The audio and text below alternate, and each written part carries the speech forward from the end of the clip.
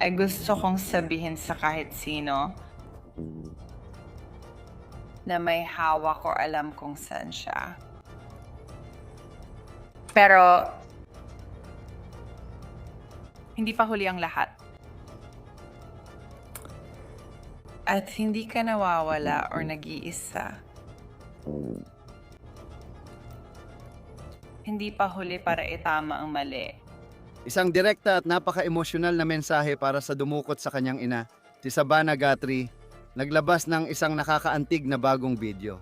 Ika-14 na araw na ngayon sa desperadong paghahanap kay 84 anyos na Nancy Guthrie. Walang naaresto, walang malinaw na suspek at iba't ibang ulat ang lumalabas tungkol sa motibo ng pagdukot sa kanya mula sa tahanan noong Pebrero 1. Ngayon lang tayo nakakuha ng bagong impormasyon tungkol sa kasuotan ng armadong nakamaskarang tao sa pintuan ni Nancy Guthrie na maaaring magdulot ng malaking epekto.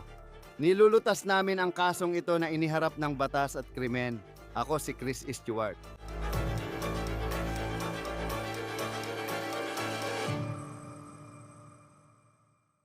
Mga kaibigan, sandali lang bago natin simulan ang episode na ito ng On The Case. Isa sa mga pinaka-pinapanood na palabas sa YouTube, gusto ko munang pag-usapan ang ating partner at sponsor. Morgan & Morgan, ang pinakamalaking personal injury law firm sa Amerika, ay may mahigit 1,000 abogado at nakabawi ng $1 bilyong para sa 500,000 kliyente nitong mga nakaraang buwan. Isang kliyente sa Florida ay tumanggap ng 12 milyon kahit 350,000 lang ang inialok ng insurance. Sa Pennsylvania, may kliyenteng ginawaran ng 26 na milyon 40 beses sa alok ng insurer. Ginagawang madali ng Morgan & Morgan ang paglaban para sa nararapat sa iyo. Maaari ka pang magsimula ng claim gamit ang iyong telepono, kaya kung ikaw ay nasugatan, maaari kang magsimula ng claim sa forthepeople.com/OTC. Pwede mong i-click ang link or i-scan ang QR code sa screen. Mula umpisa pa lang, tanong na agad kung sino ang kumuha kay Nancy Guthrie. Sino naman ang magdadala o mag-a-abduct sa 84 anyos na babaeng may malubhang sakit at umaasa sa araw-araw na gamot para mabuhay? Ipinapakita ko sa inyo ang post ng Pima County Sheriff's Department nitong Lunes ng hapon. Wala pa ring suspect sa kaso pero ayon sa sheriff, may mga taong hindi nakasali sa investigasyon ngayon. CP. Para maging malinaw, ang pamilya Guthrie, kabilang na ang lahat ng magkakapatid at kanilang mga asawa, ay natanggal na bilang mga posibleng suspek sa kasong ito. Ang pamilya ay naging lubos na nakikipagtulungan at magalang, at sila ay mga biktima sa kasong ito. Sabi ni Sheriff Chris Nanos, inuulit ko, ang pagsalungat dito ay hindi lang mali kundi malupit din. Ang pamilya Guthrie ay mga biktima, simple lang, pakiusap, nakikiusap ako sa inyo, sa media, na igalang ang inyong propesyon at mag-ulat na may malasakit at profesionalismo. Mula simula ng investigasyon, may ulat na ang manugang ni Nancy Guthrie ang posibleng pangunahing suspek dahil pinaniniwalaang siya ang huling taong nakakita kay Nancy Guthrie. Bago siya kinuha mula sa kanyang bahay, naiulat na siya ang naghatid kay Nancy Guthrie pabalik sa kanyang bahay ngayon. Sinabi ng sheriff noon na walang mapapawalang sala hanggat walang aresto sa kaso. Hindi malinaw kung ano ang nagbago o nag-udyok sa kanyang pahayag ngayon. May ilang teorya na lumalabas online ay isa sa mga ito ay kung sino man ang kumuha kay Nancy. Hindi iyon ang intensyon nang pumasok sila sa bahay niya. Ang tunay na layunin ay pagnakawan ito, magnakaw ng mga gamit. May hindi inaasahang nangyari kaya napilitan silang isama si Nancy Guthrie. Sa ngayon, hindi pa inilalabas ng mga autoridad ang opisyal na pahayag tungkol sa layunin ng kumuha kay Nancy Guthrie. Hindi rin malinaw kung alam na nila iyon ngayon, base sa opisyal nilang sinasabi. May ulat mula sa media na umaani ng atensyon at tinututulan ng mga autoridad at sinasabi nito na si Nancy Guthrie ang biktima ng di umano'y pagnanakaw sa kanyang bahay. Tatalakayin natin ang bagong ulat mamaya pero bago yon, pag-usapan muna natin ang ipinost ni Savannah Guthrie sa kanyang Instagram noong Linggo ng gabi. Isa itong bagong video, hindi pa na-edit, puno ng emosyon at karamihan ng mensahe niya ay para sa dumukot sa kanyang ina. Gusto kong lumabas at 2 linggo na mula nang kunin ng aming ina at gusto ko lang lumabas at sabihin yon. May pag-asa pa rin kami. At naniniwala pa rin kami. At gusto kong sabihin sa sino mang may hawak sa kanya o nakakaalam kung nasaan siya. Pero hindi pa huli ang lahat. At hindi ka nawawala or nag-iisa. Hindi pa huli para gawin ang tama. At nandito kami at naniniwala kami. At naniniwala kami sa likas na kabutihan ng bawat tao. At hindi kailanman huli ang lahat. At makikita mo lang, hindi mo kailangang maging eksperto sa body language para makita ito. Pero kitang-kita kung gaano kapagod, drained at emotional si Savannah Guthrie. Maiintindihan mo rin kung iisipin mo ang pinagdadaanan ng pamilya niya ngayon. Malinaw na patuloy na umaasa ang pamilyang ito na makakauwi si Nancy. Ang mensaheng ito ay tila totoo, hindi planado, at ibang-iba ang tono kumpara sa huling video niya na maaaring natatandaan mo. Dumating ito kasabay ng deadline na binanggit sa umano'y ransom note na ipinadala sa mga media outlet tulad ng TMZ. Ito na ba yon? Kumusta kayong lahat? Gusto ko lang sanang lumabas at magbahagi ng ilang saloobin. Habang tayo ay panibagong linggo na naman ng bangungot.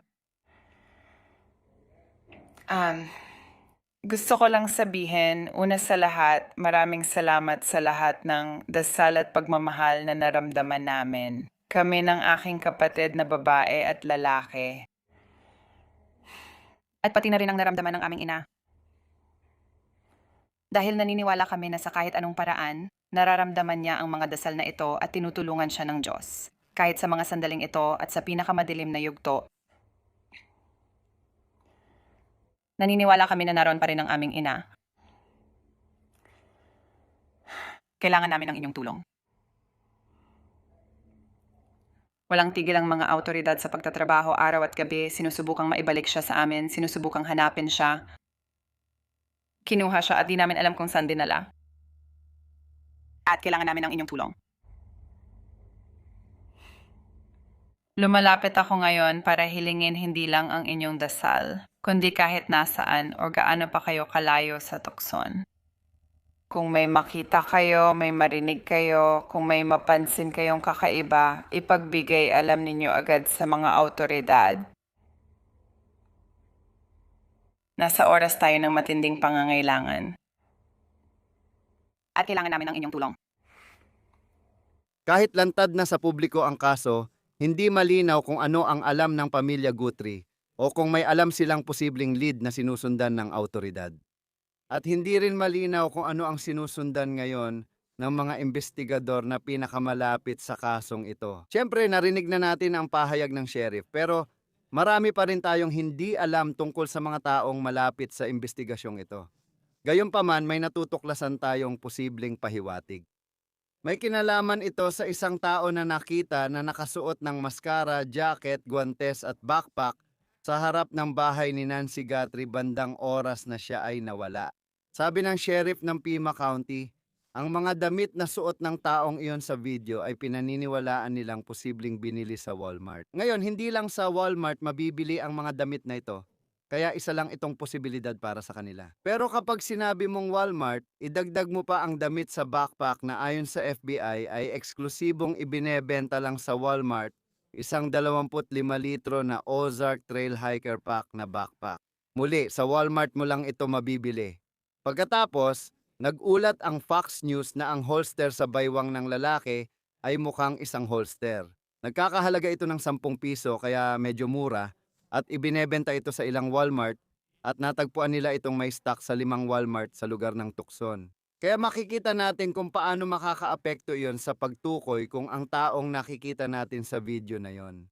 Binili ba nila kamakailan ang mga damit at backpack? Makakatulong ito para matunton kung sino ang taong iyon. Ngayon, tatalakayin natin ang bagong ulat na umani ng atensyon mula sa Columbia Broadcasting System affiliate sa Phoenix ni True Crime reporter Brianna Whitney. Doon siya ang host ng True Crime Arizona. May kwento siyang galing daw sa kanyang inside source. Naniniwala ang autoridad na nabiktima si Nancy Guthrie ng pagnanakaw na nauwi sa trahedya. Ang layunin ng mga pumasok sa bahay niya ay magnakaw ng gamit, hindi kunin si Nancy Guthrie. Mukhang may hindi inaasahang nangyari sa bahay kaya siya nabiktima ng pumalpak na pagnanakaw. Ibig sabihin, hindi talaga nila planong dukutin si Nancy Guthrie mula umpisa. Pero kinokontra ng Pima County Sheriff ang ilang bahagi ng ulat na yan. Ito ang pahayag ng sheriff. Hindi kailanman sinabi ng Palawan Council for Sustainable Development na pumalpak na pagnanakaw ito.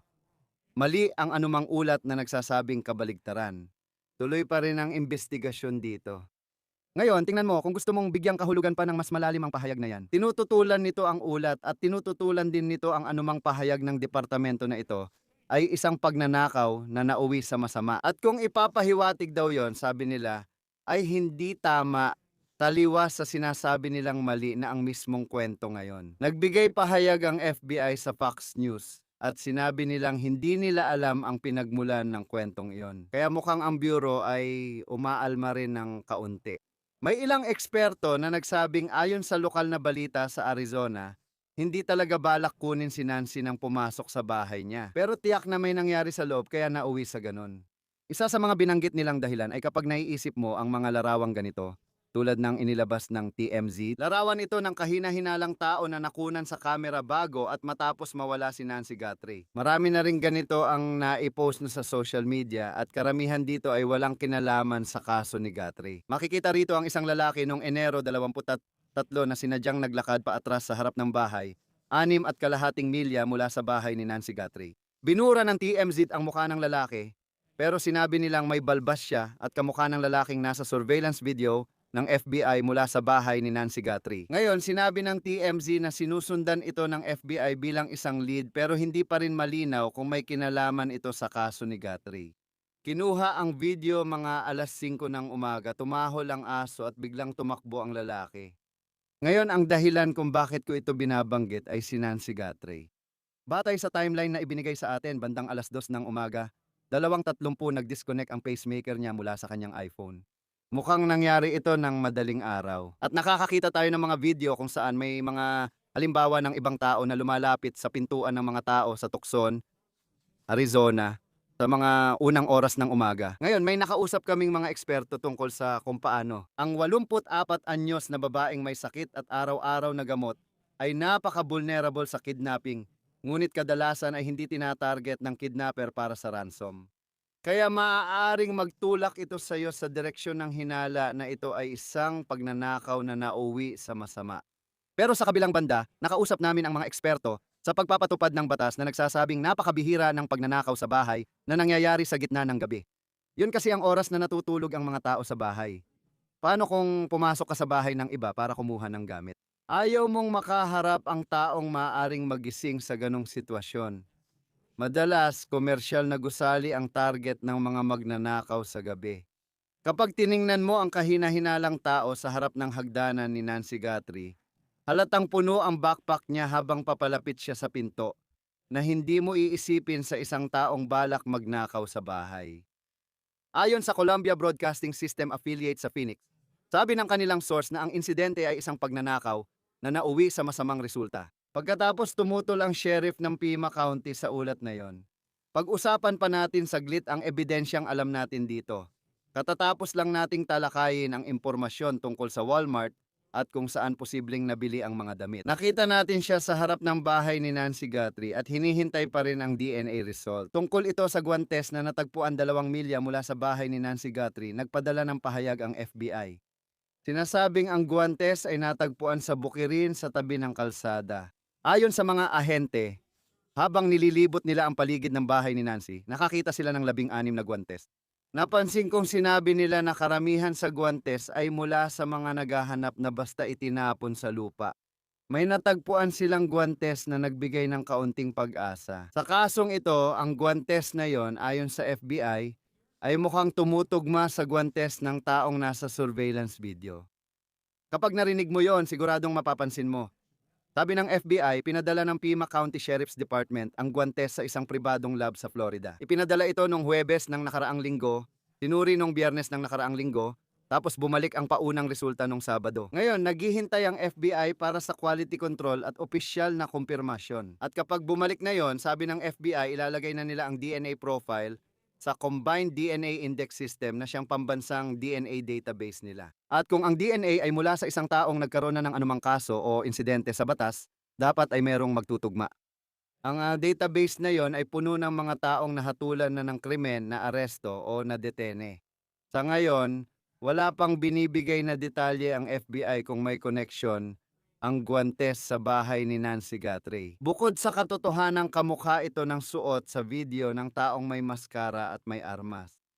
At dapat nating linawin na posible ring ang guwantes ay resulta lang ng may nagkalat. At bukod pa roon, kahit na may tumugma sa CODIS, alam mo nabanggit din yon. Maaaring ibig sabihin nito na may taong may kriminal na record na mga 2 milya lang mula sa bahay ni Nancy Guthrie. Maaaring hindi ito konektado sa kasong ito, pero dapat mong aminin na isa itong pahiwatig na posibleng may saysay sa investigasyon. Ngayon, sa ikatlong linggo, mukhang ang neutral na glove ay karaniwang isinusuot sa ibabaw ng isa pang glove, gaya ng makikita sa video. Wala pa tayong naririnig mula sa FBI kung nahanap nila ang DNA ni Nancy Guthrie sa glove. Ngayon, alam natin na may natagpo ang DNA ang mga investigador na hindi kay Nancy. Hindi rin sa pamilya niya o sa mga taong malapit sa kanya sa bahay niya. Pero hindi pa malinaw kung kanino iyon. Hindi rin tiyak kung ito ay gawa ng taong may masamang balak na pumasok sa bahay niya o baka naman ito ay taong inupahan tulad ng hardinero o tagalinis ng pool na nagsumite ng DNA samples. Hindi pa sinasabi ng sheriff kung anong ebidensya ang nakita sa bahay ni Nancy Guthrie. Alam nating may dugo sa hagdan at ang dugong iyon ay kay Nancy Guthrie, gaya ng makikita sa News Nation video. Sinabi rin ng sheriff na wala pang mga suspek ang mga autoridad sa kasong ito. Pero may sinabi siyang isang nakakaintrigang linya na sa tingin ko ay kailangan nating pag-usapan ayon sa kanya. Matapos ang pagsalakay sa bahay na 2 milya mula kay Nancy noong Biyernes ng gabi, may dramatikong paghinto ng sasakyan.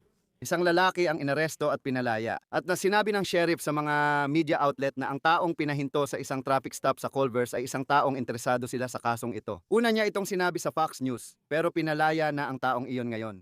Ang Columbia Broadcasting System affiliate sa Phoenix ay naguulat na may DNA na sinusuri mula sa sasakyang iyon. Mabilis na nangyari ang raid na yon. Noong Biyernes ng gabi, nakita naming pumasok ang Special Weapons and Tactics Team. May federal search warrant para sa bahay sa isang marangyang kapitbahayan ilang milya lang mula kina Nancy Guthrie. Ayon sa ulat ng National Broadcasting Company News, tila hindi na pangunahing suspek ng autoridad ang mga kasalukuyang detainee. Gusto ko lang sanang lumabas at sabihin na may pag-asa pa rin kami at naniniwala pa rin kami ngayon.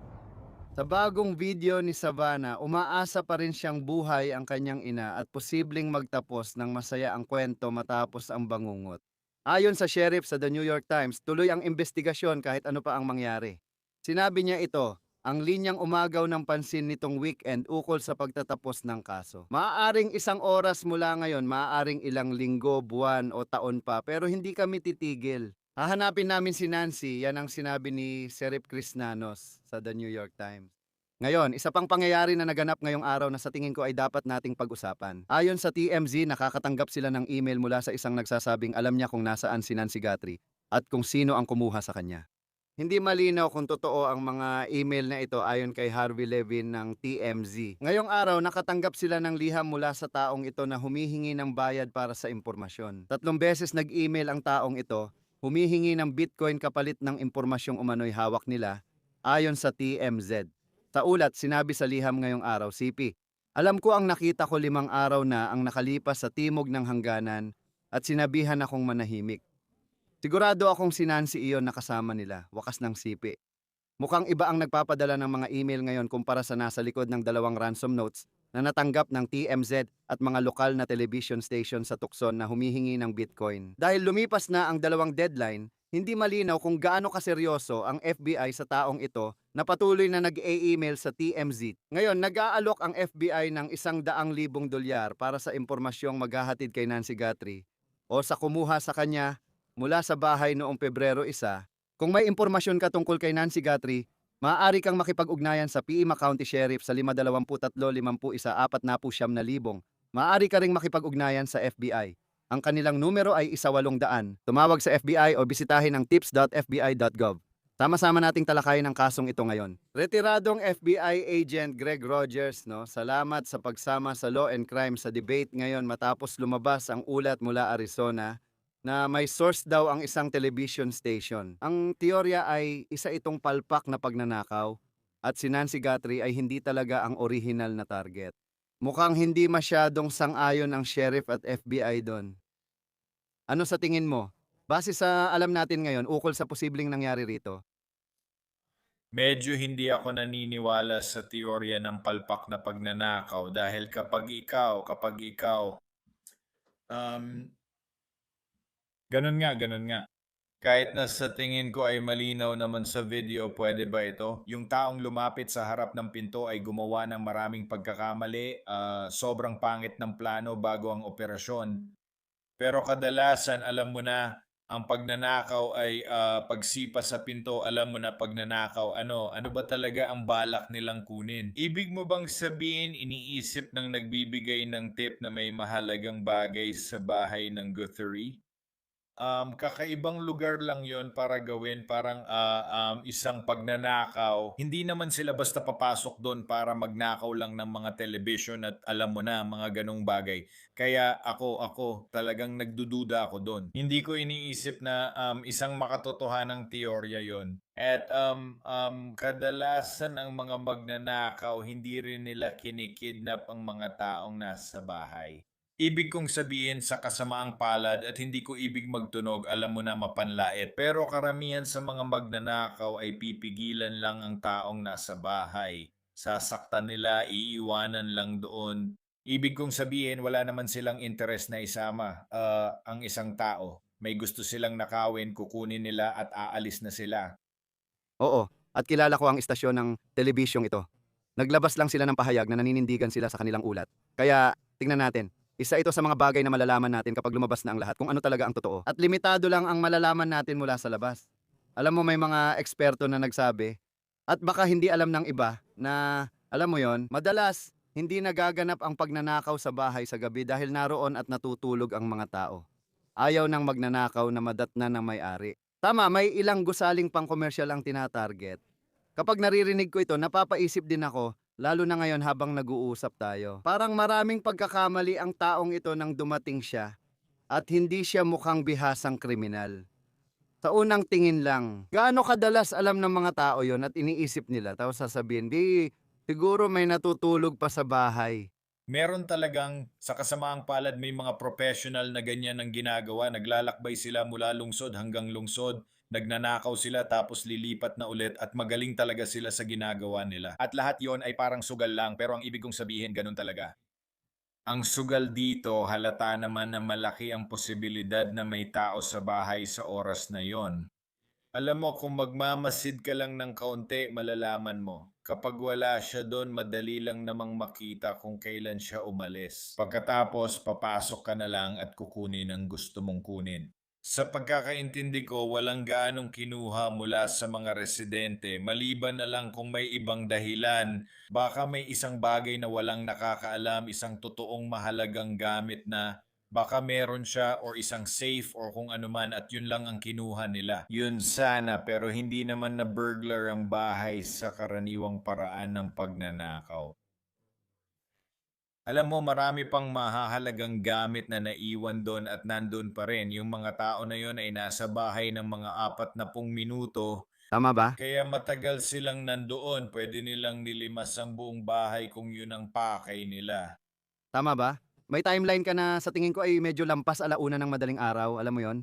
Mga 1:30 kung saan na-disconnect ang doorbell camera. At pagkatapos, mga 45 minuto o 40 minuto makalipas, nag-disconnect ang pacemaker niya mula sa iPhone. Yung isa pang balitang dumating ay dahil alam natin na yung backpack ay isa na eksklusibong binebenta lang sa Walmart, di ba? Yung klase na meron siya. Doon lang talaga mabibili yon. Pero ngayon, sabi ng sheriff na yung mga damit na suot ng taong ito, at iniisip ko kung kasama na dito yung maskara. Kung hindi lang ito basta bini na ginupitan ng butas, kundi totoong maskara talaga. Mapapaisip ka kung ilan ba talaga sa Tucson, Arizona, ang bumibili ng mga ganun. Alam mo naman kung gaano kainit ang panahon doon. Hindi naman siya parang nasa Denver o kung saan mang malamig na lugar. Right. Um, Paano kung lahat ng gamit ay galing Walmart? Ano ang epekto nito sa investigasyon? Ay, malaking bagay yan. Sobrang laki ng tulong. Nakapag-resolve na kami ng ilang kaso. Um, Mahalagang naaalala ko nakapag-resolba kami ng kaso ng serial killer na pagpatay si Joseph Duncan sa Coeur d'Alene, Idaho. Pumatay siya ng isang pamilya at ilang mga bata sa buong bansa habang nagwawala. At as nangyari ito dahil may naiwan siyang mga gamit sa isa sa mga bahay kung saan natunton ang mga Universal Product Code number pabalik sa isang Home Depot. And pagkatapos, kapag nalaman mo na kung aling location ang ginamit nila, may mga video camera, may mga resibo ka, tinitingnan kung gumamit sila ng credit card. Na mari mong literal na matunton kung sino ang bumili ng particular na item na yon gamit ang inventory system sa Walmart at sa anumang Home Depot. Ang mga ganitong bagay ay detalyado kaya madaling matunton hanggang dulo kung sino ang bumili nito at kung hindi sila gumamit ng card, kung naging maingat sila at sinubukan nilang maging maingat at gumamit sila ng cash. Mari mo paring malaman ng eksakto kung kailan nabenta ang item na yon at mari mong tingnan ang mga video cam. At nakapag-resolba na kami ng ilang kaso sa ganong paraan. Napaka-importante ng natuklasan na yan. Umaasa ako na talagang makakatulong yan. Oo, ako rin at dahil alam ko nung lumabas ang kwento tungkol sa backpack, tinitingnan mo yon at iniisip mo, kailan nga ba binili ang backpack na yon? Gaano kaya kalaki ang posibilidad na matagal nang nabili ang backpack na yon? Hindi ko alam kung gaano katagal kasi ngayon lang naman siya naging available sa Walmart. Pero pati na rin yung mga damit at kung magkatugma lahat yon na isang tao lang ang bumili ng mga damit na yon, malaki ang posibilidad na malaking bagay yon.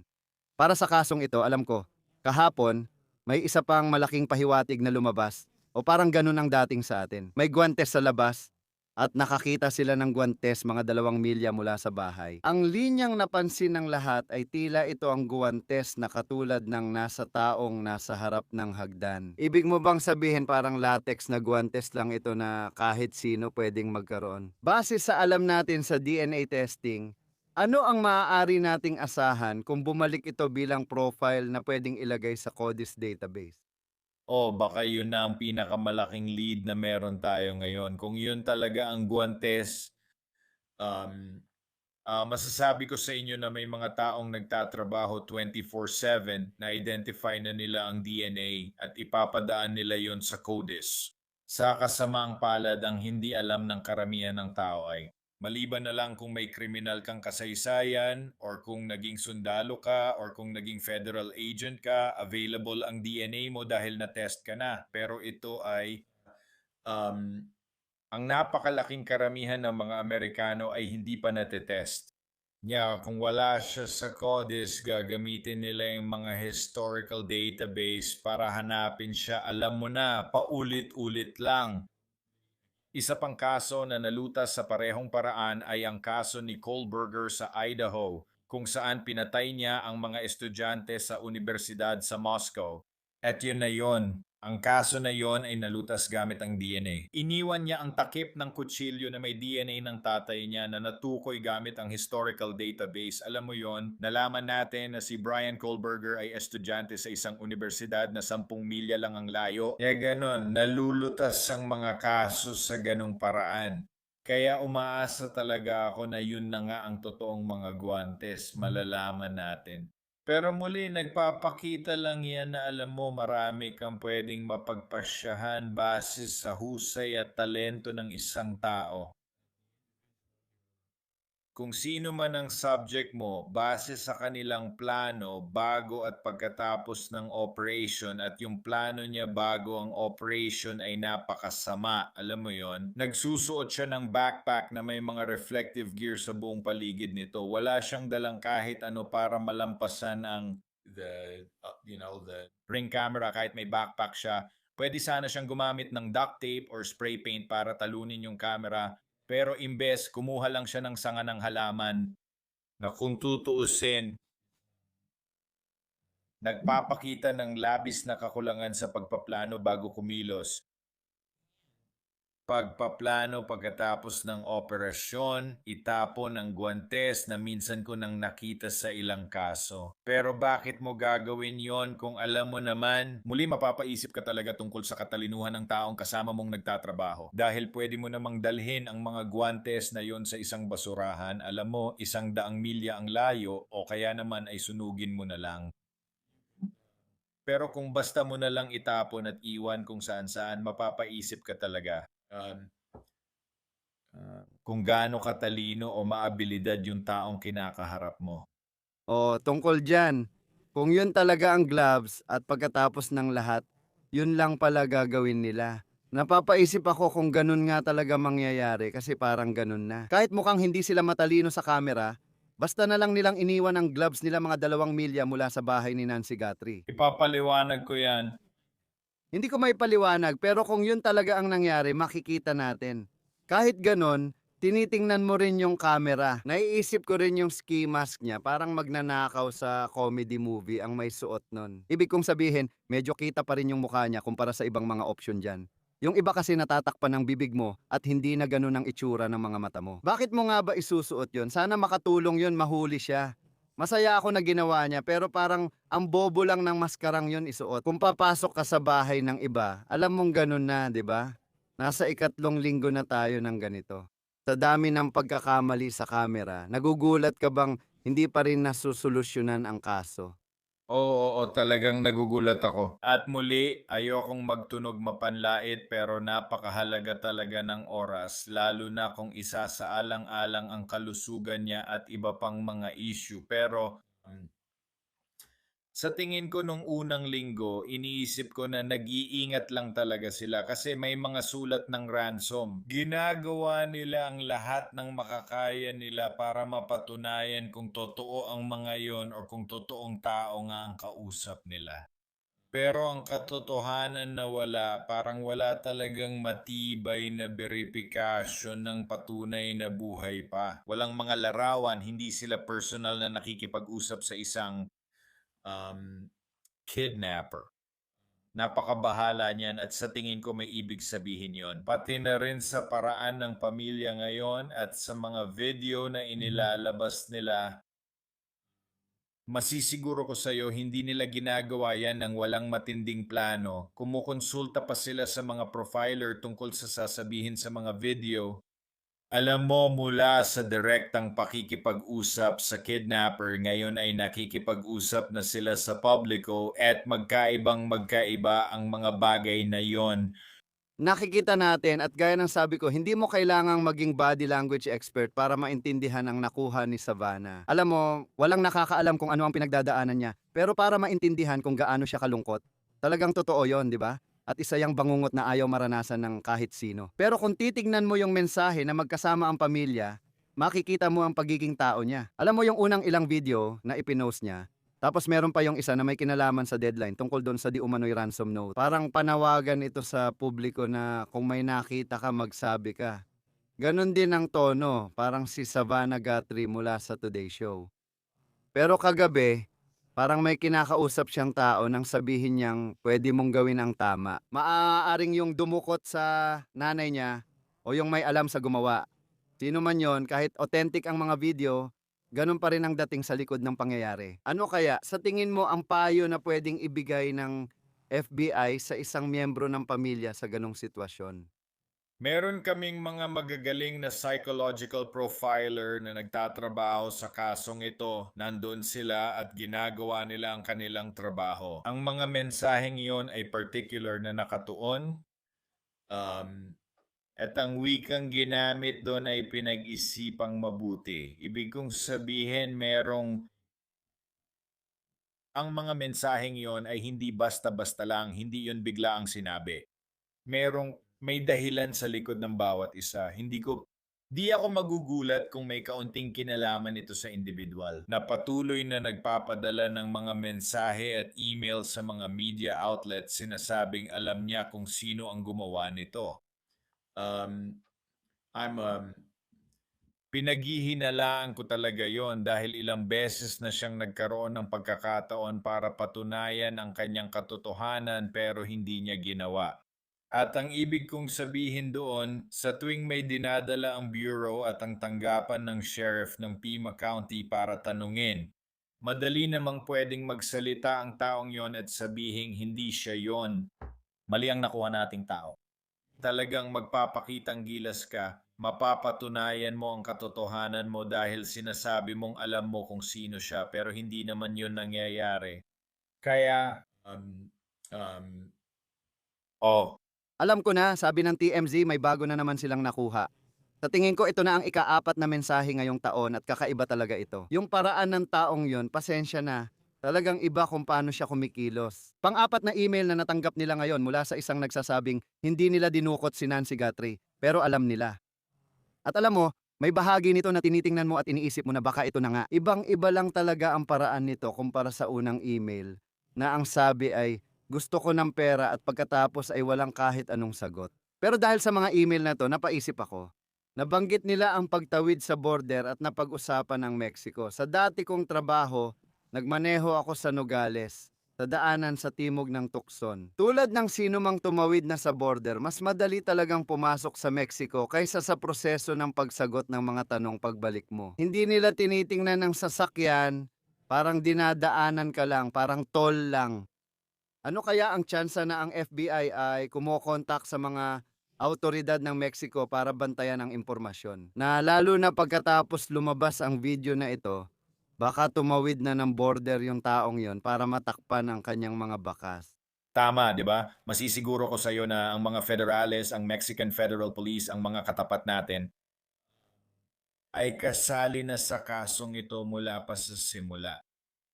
Ibig kong sabihin literal na mula pa talaga sa umpisa dahil na rin sa lapit kung gaano kalapit ang tukson sa border. At muli, gaya ng sinabi mo, napakadaling magmaneho papuntang Nogales, ganun nga, pero may mga kamera at ganun din. Dagdag pa, masasabi ko sa iyo, based sa mga tao ng pagtatrabaho ko sa mga kaso ng cartel, yung Mexican Federal na Police ay may napakalapit na ugnayan sa mga cartel. Meron sila at nakausap na nila ang mga ito tungkol dito. Dahil kung siya ay nasa Mexico, lalo na kung siya ay nasa lugar ng Nogales, napaka-aktibo ng bagong henerasyon ng cartel doon. Alam nila na walang nangyayari sa teritoryo ng cartel na hindi nila alam. At hindi ko sinasabi na hindi ako naniniwala na may kinalaman ito sa mga cartel. Ang sinasabi ko, siguradong alam nila yon. At ang mga Mexican Federal na pulis ay nakikipag-usap sa kanila tungkol dito dahil walang nangyayari sa isang lugar na sila ang namamayani na hindi nila alam. Magtataka rin ako kasi una ko ring naisip yon bilang hindi pulis. Basta nanonood lang ng kaso at nakikita kung gaano kalapit sa border. Mapapaisip ka, kartel ba ito? Pero kapag inisip mo parang kung nasa negosyo ka ng droga, ang pinakaayaw mong mangyari ay magdala ng ganitong klaseng atensyon sa sarili mo, di ba?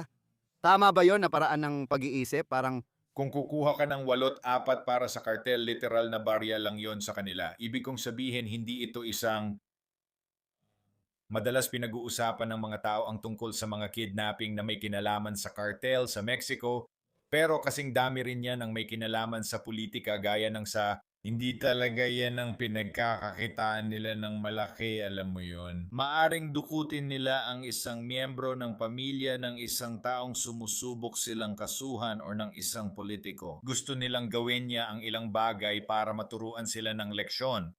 Kaya ang mga cartel ay hindi pumapasok sa Estados Unidos at dumudukot ng mga kilalang tao para sa 4 at 6 na milyong dolyar. Muli, iyon ay maliit na halaga lang iyon para sa kanila. At ayaw nila ng ganong klasing atensyon. Sobra na ngang napapansin sila ngayon sa kasalukuyang administrasyon kaysa sa gusto nila. Kaya ang gumawa ng ganitong bagay ay walang saysay. oo, tama ka, maganda ang punto mo. Para sa marami, lalo na sa labas, kapag nakikita mo, may isip mo lang ang hangganan at ilan sa mga nangyayari sa Mexico. Tulad ng sabi mo, parang walang saysay ang ganong pananaw at marami pang tanong na di nasasagot. Papasok na tayo sa 3 linggo ng kaso, umaasa ka pa rin sa masayang katapusan. Greg Rogers, retiradong espesyal na ahente ng FBI. Masaya kaming makasama ka dito sa Law and Crime. Salamat sa pagsama sa amin. Ikinagagalak ko, salamat. Kung may alam ka tungkol kay Nancy Guthrie, tawagan ang Pima County Sheriff sa 523-51 at maaari ka ring makipag-ugnayan sa FBI sa 1800 call FBI or pumunta sa tpsfbi.gov. Yan na po ang lahat para sa kasong inilahad ng Law and Crime. Mag-subscribe po kayo sa amin sa YouTube at Spotify. Nagla-livestream na rin kami ngayon sa Peacock. Ako si Chris Stewart. Kita tayo sa susunod.